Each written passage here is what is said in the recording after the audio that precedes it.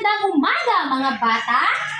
Bago tayo magsimula sa ating aralin, manalangin muna tayo.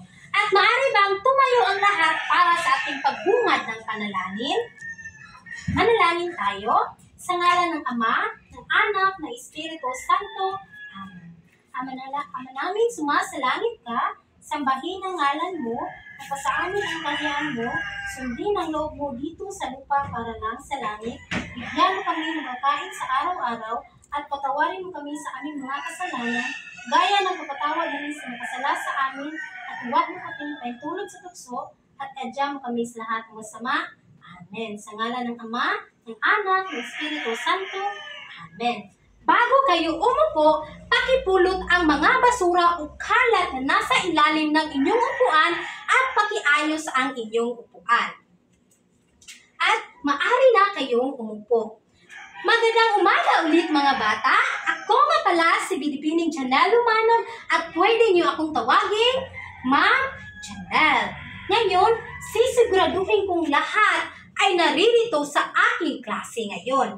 Kapag tinawag ko ang inyong pangalan, sasagot ng narito po at ididikit ko ang inyong larawan dito sa harapan. Alkuntin, narito.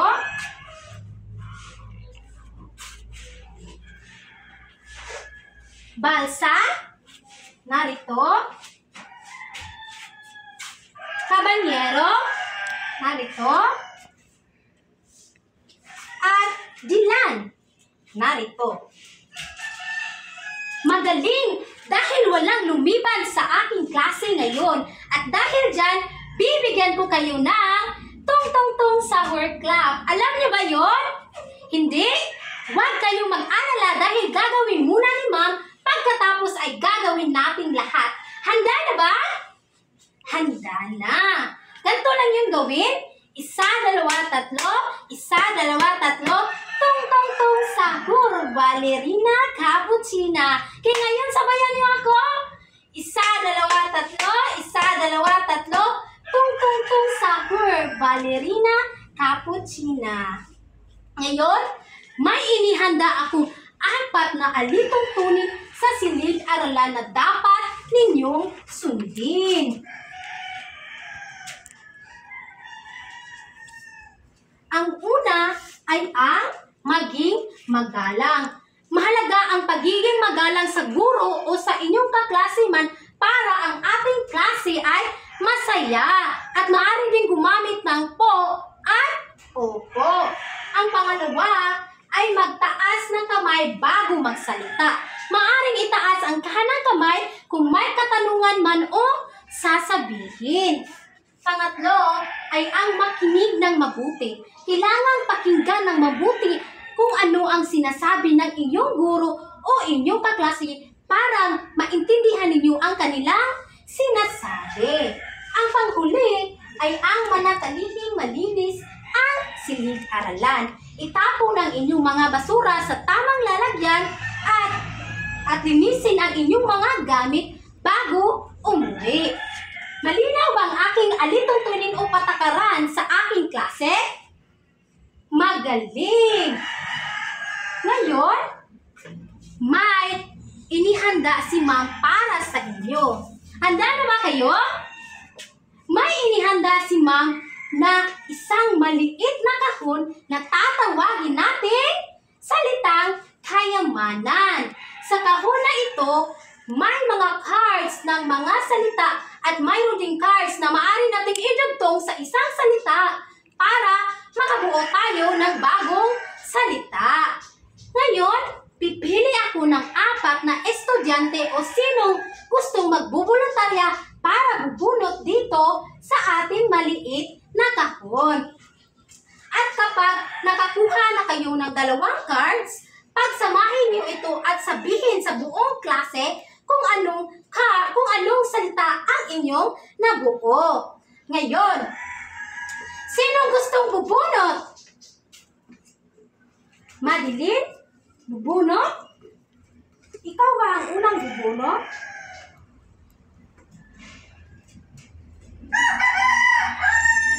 Okay. Madeline. Bubunot ng dalawang cards at sabihin sa buong klase kung anong salita ang iyong nabuo. Madeline.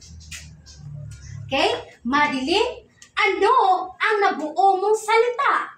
Ano ang nabuo mong salita? Magbasa? Class, tama ba ang sagot ni Madeline? Tama! At dahil dyan, bibigyan kita ng reward. Ito para sa'yo. Ngayon, sino naman gusto bubunot? Yes, Daffodil?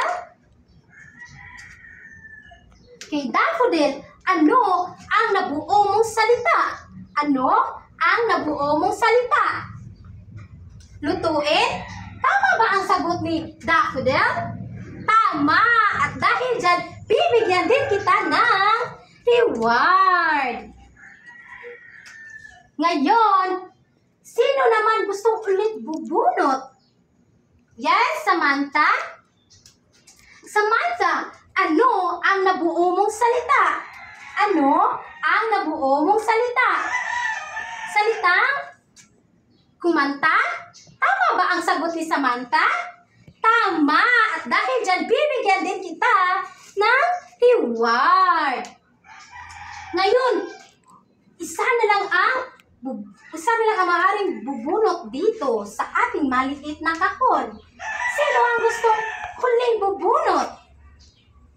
Yes? Yes, Crystal? Crystal, ano ang nabuo mong salita? Ano ang nabuo mong salita galing dito sa ating maliit na kahon? Ano? Maganda? Tama ba ang sagot ni Crystal? Tama! At dahil dyan, bibigyan din kita ng reward. At ngayon, natuklasan na natin kanina na kapag tinugtungan natin ang isang salita, makakabuo tayo ng bagong salita. Tama? Tama! At ngayon, sino ang may ideya kung ano ang tatalakayin ni Ma'am ngayon? Yes? Ang tatalakayin natin ngayon ay panlapi at ang mga uri nito. Ang panlapi at ang mga uri nito. Ngayon, alam niyo ba na ang panlapi ay may 4 na uri? Hindi. Bago natin tatalakayin yan, alamin muna natin kung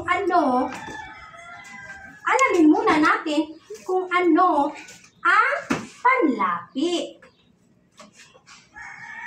Ano nga ba ang panlapi?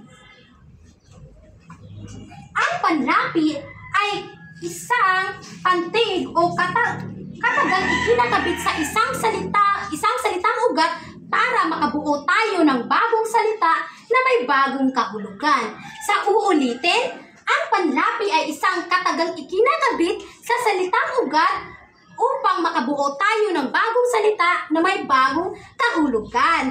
Ang halimbawa nito ay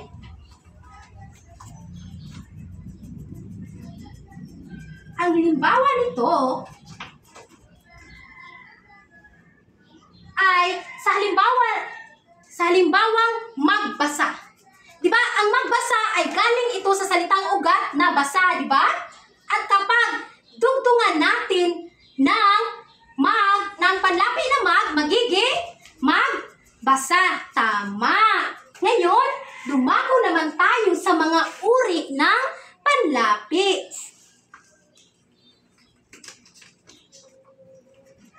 Ang una ay ang unlapi. Ang unlapi ay idinagdag sa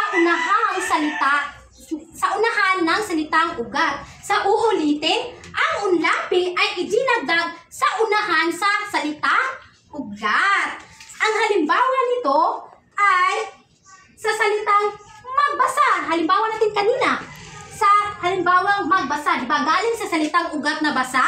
At kapag lagyan natin ng salita, lagyan natin ng panlapi na magiging magbasa at ito ay isang halimbawa ng unlapi dahil ang magbasa ay ang basa sa salitang ugat na basa ay dinagdagan natin ng mag at nasa unahan, di ba? Magbasa. Nakabuo tayo ng bagong salita na magbasa. Ngayon, at sa pangalawang halimbawa, sa halimbawa na nag-aral, di ba galing ito sa salitang ugat na aral? At kapag dinagdagan natin ng panlapi na magiging tama, nagiging nag-aral. At isa rin itong halimbawa ng unlapi dahil ang panlapi nito ay nasa unahan. Magaling! Ngayon, dito naman tayo sa pangalawang uri ng panlapi. Ang gitlapi. Ang gitlapi ay ang panlapi na idinagdag sa gitna ng salitang ugat. Sa uulitin, ang gitlapi ay idinagdag sa gitna ng salitang ugat. Ang halimbawa nito ay kumain. Di ba mula ito sa galing sa salitang ugat na kain? Tama. At dinagdagan natin ay meat. Galing ito sa salitang ugat na kain. At dinagdagan natin ang panlapi na at isa ito sa halimbawa ng gitlapi dahil nasa gitna ang panlapi na At sa pangalawang halimbawa ay sumayaw. Di ba galing ito sa salitang ugat na sayaw? At kapag dinagdagan natin ng panlapi na magiging sumayaw. Tama. At ito rin ay isang halimbawa ng panlapi na gitlapi dahil ang panlapi ay nasa gitna. Ngayon, dumako tayo sa ikatlong halimbawa ikatlong uri ng panlapi. Ang hulapi. Ang hulapi ay idinagdag sa ulihan ng salitang ugat. Ang hulapi ay idinagdag sa ulihan ng salitang ugat. Ang halimbawa nito ay lutuin. Di ba galing ito sa salitang ugat na luto? At kapag dinagdagan natin ng panlapi na magiging lutuin. At isa itong halimbawa ng panlapi na hulapi dahil ang panlapi nito ay nasa hulihan. Magaling. At sa ikalawang halimbawa ay sayawin. Di ba? Kanina ibinigay na natin itong halimbawa na ito. Mula ito sa salitang ugat na sayaw. At dinagdagan natin ng magiging sayawin. At isa rin itong halimbawa ng hulapi dahil ang panlapi ay nasa hulihan. Magaling. Ngayon, punta tayo sa huling uri ng panlapi, ang kabilaan. Ang kabilaan ay idinagdag ito sa unahan at sa hulihan ng salitang ugat. Sa uulitin, ang kabilaan ay idinagdag ito sa unahan at sa hulihan ng salitang ugat. Ang halimbawa nito ay ang kagandahan. Di ba galing ito sa salitang ugat na ganda? At dinagdagan natin ng mga panlapi na ka at han. Di ba nagiging kagandahan? Magaling. Sa pangalawang halimbawa ay kasayahan. Di ba mula ito sa salitang ugat na saya? At kapag dinagdagan ulit natin ng ka at han, magiging kasayahan. At ito ay mga halimbawa ng kabilaan dahil ang mga panlapi ay nasa unahan at nasa hulihan. Magaling. Ngayon, bakit kaya mahalaga ang mga panlapi? Bakit kaya mahalaga ang mga panlapi? Mahalaga ang mga panlapi dahil ito ay tumutulong upang mas mapalawak at mapayaman ang ating talasalitaan. Kung wala ang mga panlapi, di ba limitado lang ang ating salita? Tama? Tama. Ngayon,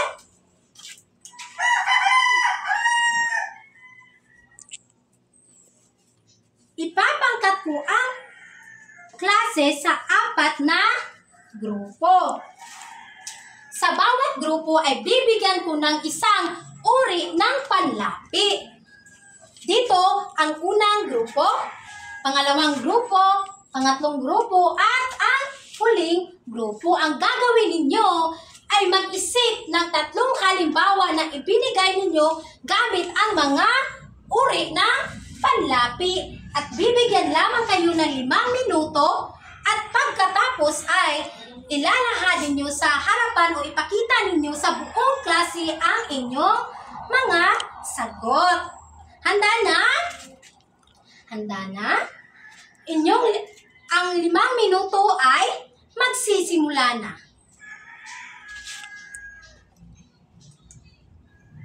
Mga bata, natapos na ang inyong 5 minuto. Ngayon, oras na para ipakita sa buong klase ang inyong mga sagot.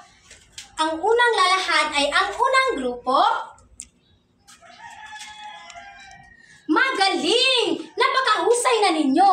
Alam na ninyo ang ating aralin ngayon. At dahil dyan, bibigyan natin ang unang grupo ng 5 palakpak. 1, 2, 3, 4, 5. Magaling! Ngayon, dito naman tayo sa pangalawang grupo. Pakilahad ang inyong mga sagot. Magaling din! At dahil dyan, bibigyan din natin ng 5 palakpak ang pangalawang grupo. 1, 2, 3, 4, 5. Ngayon, dumako tayo sa ikatlong grupo. Pakilahad ang inyong sagot dito sa harapan. Magaling din! At dahil din dyan, bibigyan natin ang ikatlong grupo ng 5 palakpak. 1, 2, 3, 4, 5. Ngayon, ang huling grupo. Pakilahad ang inyong sagot. Napakahusay ninyo! Magaling! At dahil din dyan, bibigyan natin ang huling grupo ng 5 palakpak. 1, 2, 3, 4, 5. Napakagaling ninyong mga bata. At dahil dyan, bibigyan ko kayo ng tong-tong-tong sa word clock. Diba alam nyo na dahil binanggit na yan ni Ma'am kanina? Okay, alam nyo na. Ngayon, pagsabayan natin. 1, 2, 3, 1, 2, 3. Tong-tong-tong sahur. Ballerina cappuccina. Ngayon, diba sa ating aralin, kapag dinagdagan natin ang isang salitang ugat, dinagdagan natin ng panlapi, magiging, diba, o makabuo tayo ng bagong salita? Tama, makabuo tayo ng bagong salita na may bagong kahulugan. Ngayon, gusto niyo ba ulit maglaro, mga bata? Gusto! Ngayon, may inihanda si Ma'am na masayang laro. Ang laro na ito ay tatawagin natin panlapi quiz ball. Sa inyong orihinal na pangkat, bibigyan ko ang bawat grupo ng 4 na cardboard na may pagpipilian ng mga uri ng panlapi. Ang una ay ang unlapi, gitlapi, hulapi, at kabilaan. Ngayon, kapag sasabihin ni Ma'am ang salita, may 5 segundo lamang kayo na pag-isipan kung ano ang tamang sagot. At kapag narinig nyo na ito, at kapag napindutan ni Ma'am ang bell, itataas na ninyo ang inyong mga cardboard at ipakita ang inyong mga sagot. Naintindihan ba? Magaling!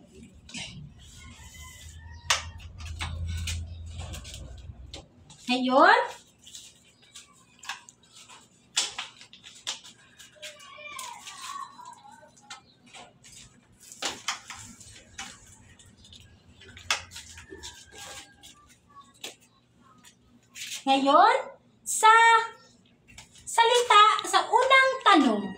Sa salitang maglaro,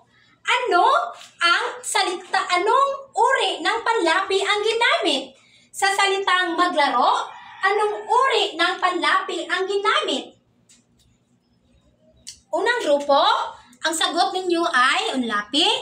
Pangalawa, unlapi. Pangatlo, gitlapi. At ang huli ay ang gitlapi rin. Ngayon, ang nakakuha ng tamang sagot ay ang unang grupo, pangalawa at ang panghuli. Dahil ang sa pangatlong grupo ang sagot nila ay gitlapi. So ngayon, unang grupo, lalagyan natin ng isang puntos. Ngayon, sa pangalawang tanong, sa salitang umiyak, anong uri ng panlapi ang ginamit? Sa salitang umiyak, anong uri ng panlapi ang ginamit? Ay, 5 segundo lamang kayo. Pakitaas ang inyong mga cardboard. Unang grupo ay ang unlapi,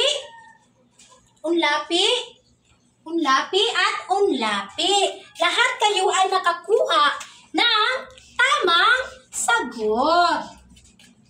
Napakahusay naman ang aking mga estudyante.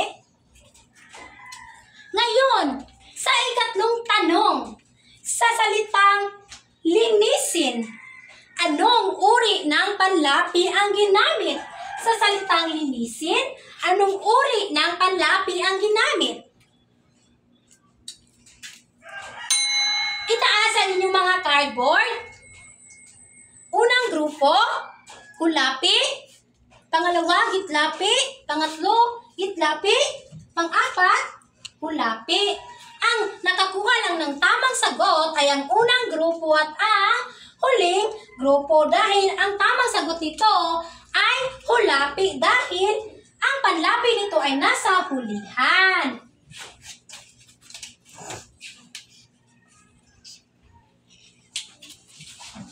Ngayon, sa ikaapat na tanong. Sa salita na binili. Sa salitang binili, anong uri ng panlapi ang ginamit? Sa salitang binili, anong uri ng panlapi ang ginamit? Unang grupo, gitlapi, hulapi, gitlapi, gitlapi. Ang nakuha ng tamang sagot ay ang unang grupo at ang huling grupo. Magaling!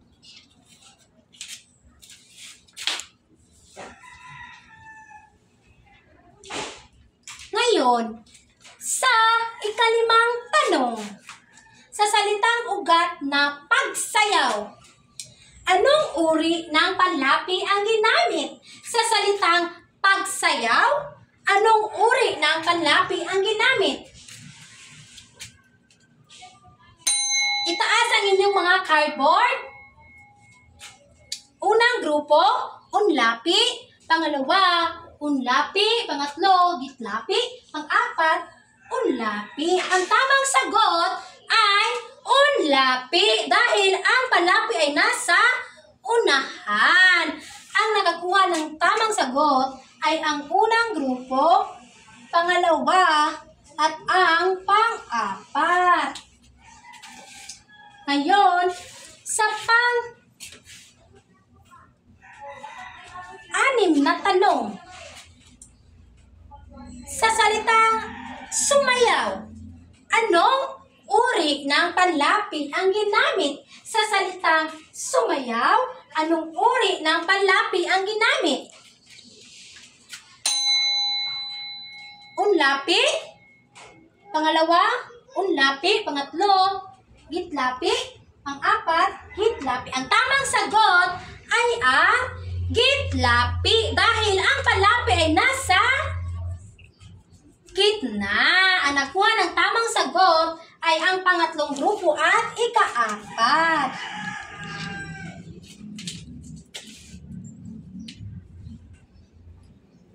Sa panghuling tanong, sa salitang magluto, anong uri ng panlapi ang ginamit? Sa salitang magluto, anong uri ng panlapi ang ginamit?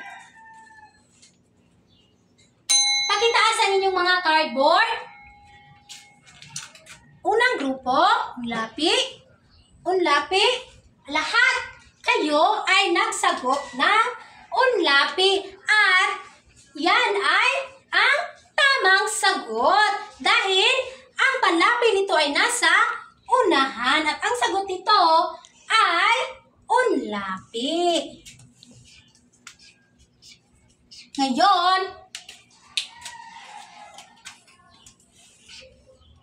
bibilangin natin kung sino ang may pinakaraming puntos.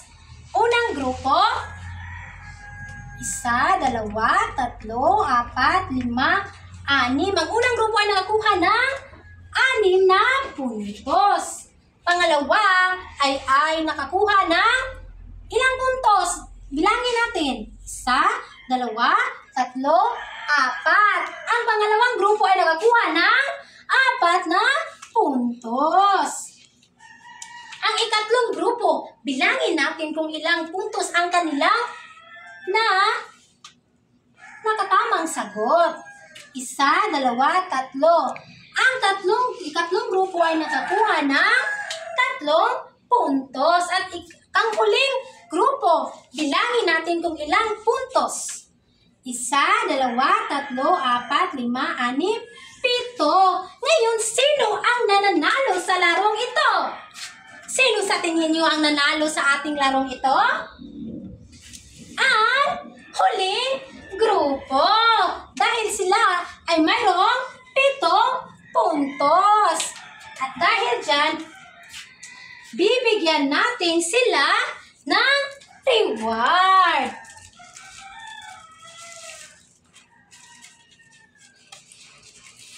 Ito ay para sa huling grupo dahil sila ay ang unang may malaking puntos. Ito para sa inyo. At ngayon, sa inyong takdang aralin,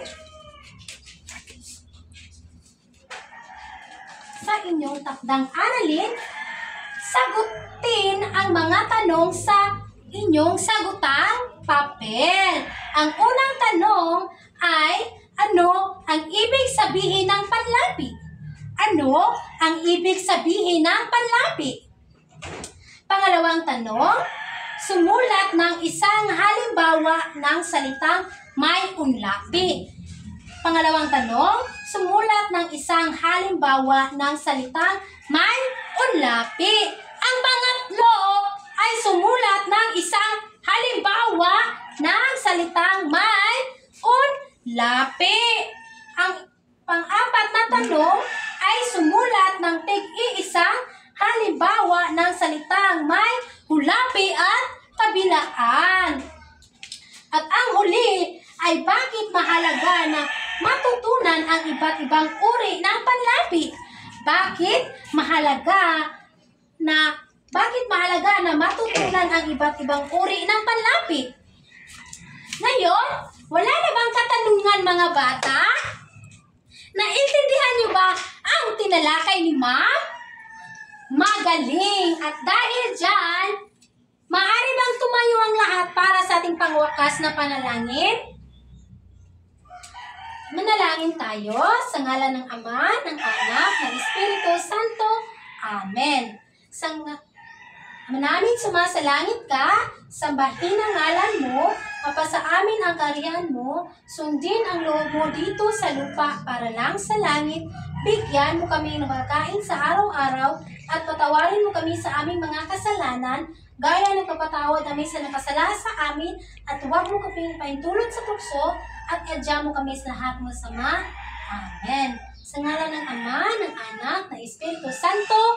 Amen. Maraming salamat sa pakikinig mga bata. Hanggang sa muli, maraming salamat.